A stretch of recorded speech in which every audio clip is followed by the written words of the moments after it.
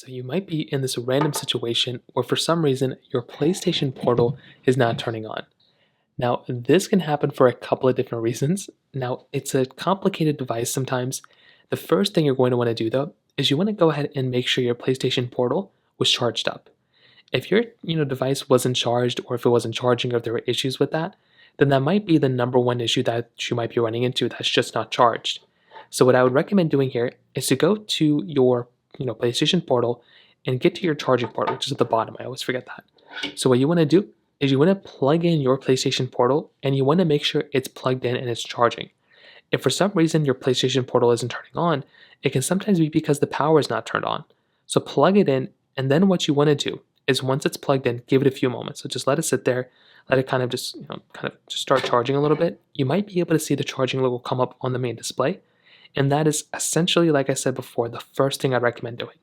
If that doesn't work, you might want to switch out your charger. So try a different charger if you have it. Try a different USB Type-C charger. See what you can do there. Because if your PlayStation Portal is not turning on, if it's just stuck in this display like this, well, it might mean that it's because the charger that you're using just isn't working. So try doing that, and you might want to see if that ends up fixing it. Now, sometimes it could be an issue with your PlayStation 5. So if it turned on, but when you start connecting it to your PlayStation 5, then it's like weird or it's not working then.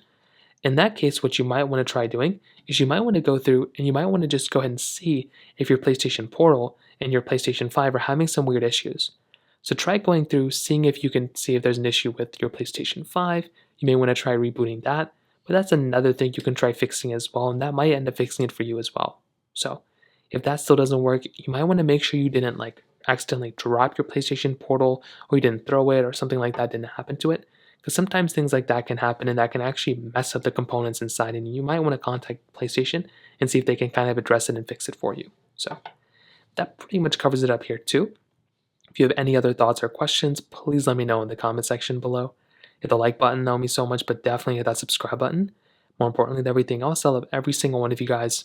Hopefully I'll catch you guys in the next video. Peace out, Sultan.